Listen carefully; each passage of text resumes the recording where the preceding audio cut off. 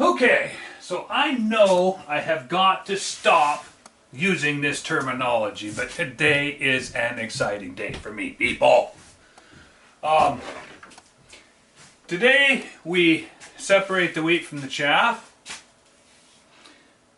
We're going to find out if you like the stuff Al's doing or not, because today is a boring day, but it's why I do this channel. It is what I stinking do. So, today we went where no man has gone before. And we're seeing things that I've never seen talked about before. Whether it's going to be useful for anybody or not is really immaterial to me, but it's kind of one of these. I know I brought that up a lot lately because I'm heading off down a path that probably maybe won't relate to anybody. But I find this fascinating. And I achieved a point today in my testing of the 50FB that is completely, not completely out of the blue, not completely unexpected, not completely, but it has brought me to a point where I can make a statement or two. Up until now it's just been, I haven't made a lot of statements. But today I'm going to make a statement. I'm going to tell you that every internet video, every hose bag out there talking about the 510 Whisper and Subsonic 50s and Subsonic 500s. There's two in particular that claim that they have bought platforms from a place that shall not be named, and with factory ammo they were easily one of them is easily sub MOA out to, he used the term, any yardage. Another one I believe was using hand loads, but he's claiming 0.2 MOA all day long out to 600 yards. And today I'm calling bullshit. I think I'll be able to convince you. If not, you're on the wrong channel. Opinions by Al is designed to explain why guns are accurate. Bottom line is, you can go out with $5 in your pocket and you can call any of 10 people and you can buy a 6 PPC and the accoutrement that goes with it. And you, anyone on this planet, can go out in your back freaking yard and make little holes the size of a pencil eraser. Fact. Simple, easy, repeatable, known science. 99% sure that you'll get a glued in 6 PPC with a nice set of dies, a nice set of stuff, and you'll go out and shoot groups that are just ridiculously small, little round groups. Great, known quantity, easy.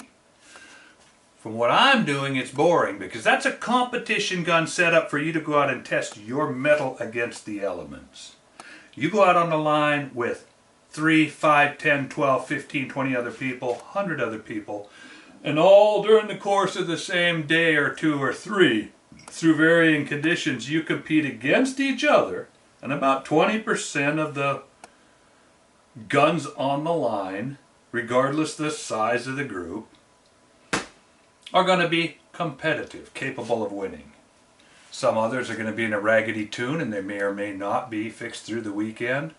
Most of the guns will be capable of winning, but the tunes will be ragged. But the point is, these guns are designed to shoot little holes.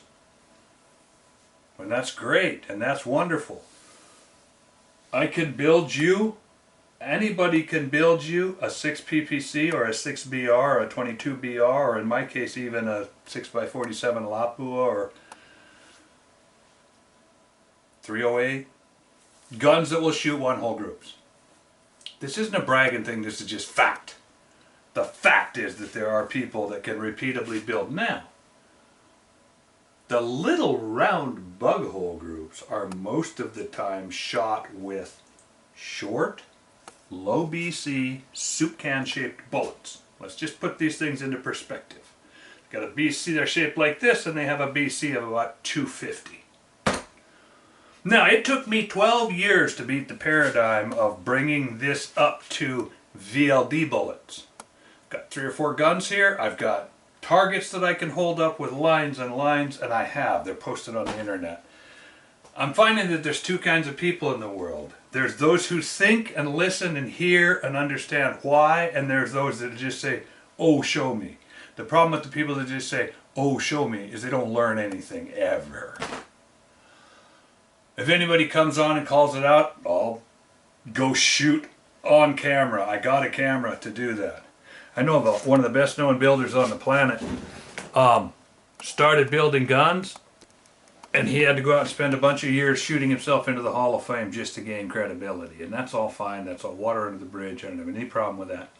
The point is, PPCs, dots, easy, all day hold my beer for real. Any one of you can do that, and I'm going to say that. Go to BRC, to Guns for Sale.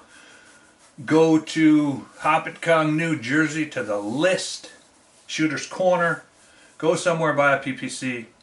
Mind blown. It will work. Now, what I'm trying to do is take, number 1, get rid of the glue-in paradigm. Number 2, move up in heavier and heavier bullets. Number 3, just move off into areas that have never been touched using some of the things I've learned with the PPC case for starters. I can now put together probably 10, 12 different cartridge configurations that can hang with the PPC.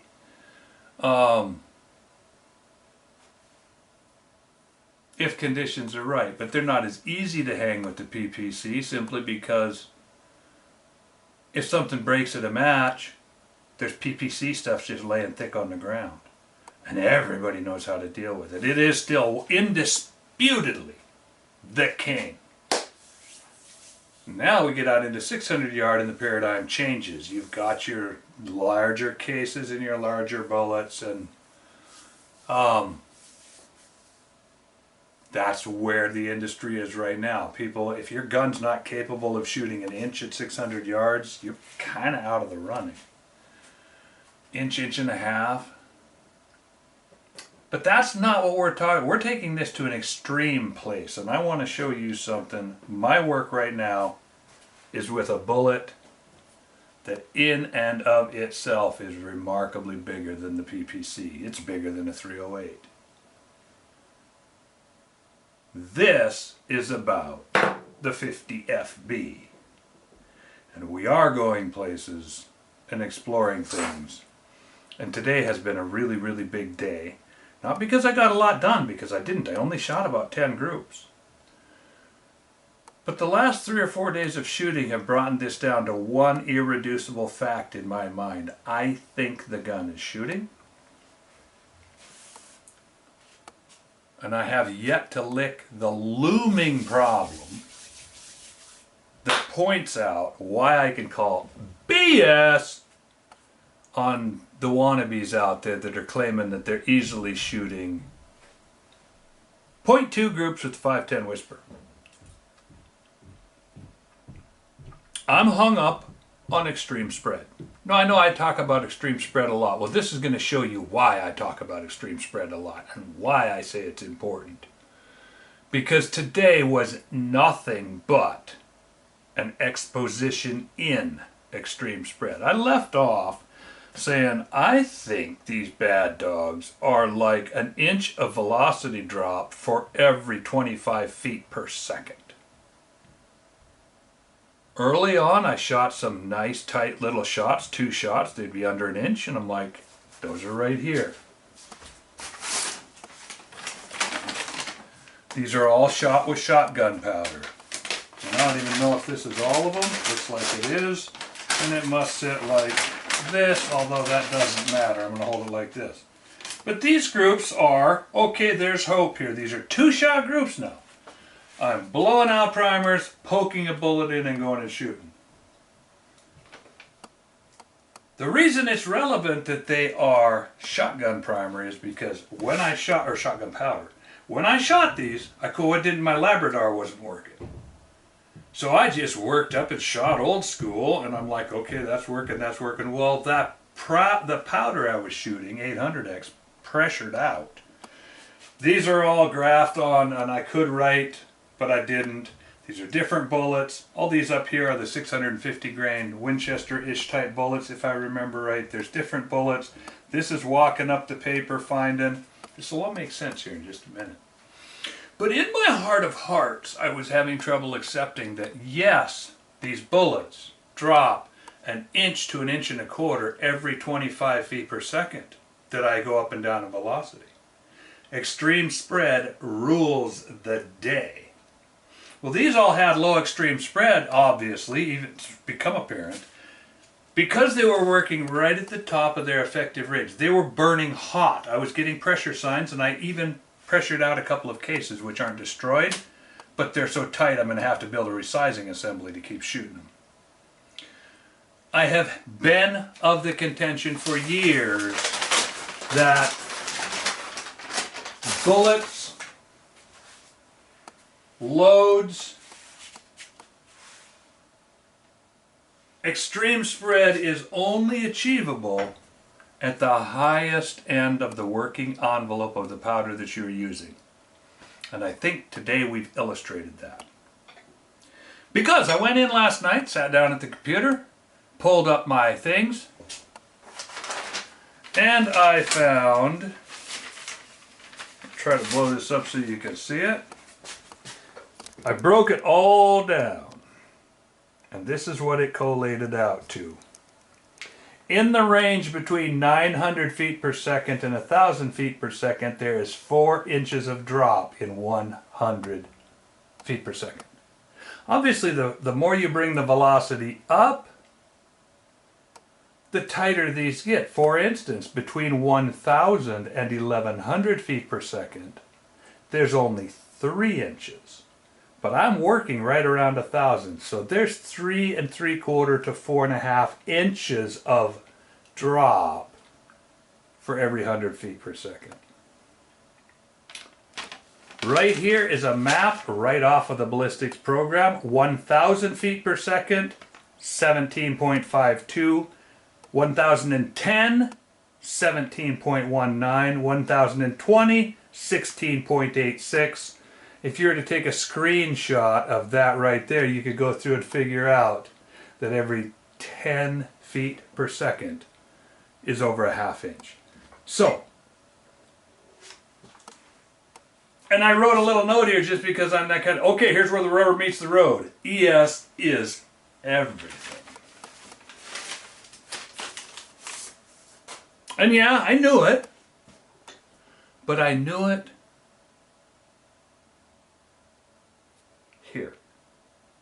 Well, today I've been shooting, and I decided I'm going to take H322 because here's my fight. I'm in a range where the primer dramatically infects. I didn't think I could go, I use this kind of verbiage all that the gravity, let's just stick with keeping it simple so I don't confuse people. The gravity affects. The primer affects. Need to get back on track here. I'm at a place where the ignition is affected by the powder versus the primer in such a way, I explained it in the last video a little bit, I touched on it, but suffice it to say that the brand of primer and the brand of powder have an extreme effect on ES, as well as it's not as simple as just working up in the velocity stratosphere of a given powder. What I mean by that is, I started with 800X, I got up to around, I found out later, 650 to 750 feet per second, and the gun was shooting nice tight groups. And just two. But enough to point toward me making 4 cases so I could shoot groups of 4. Come to find out that it was operating almost at the top of its range already. Before it hit 900 feet per second, somewhere around 8 something.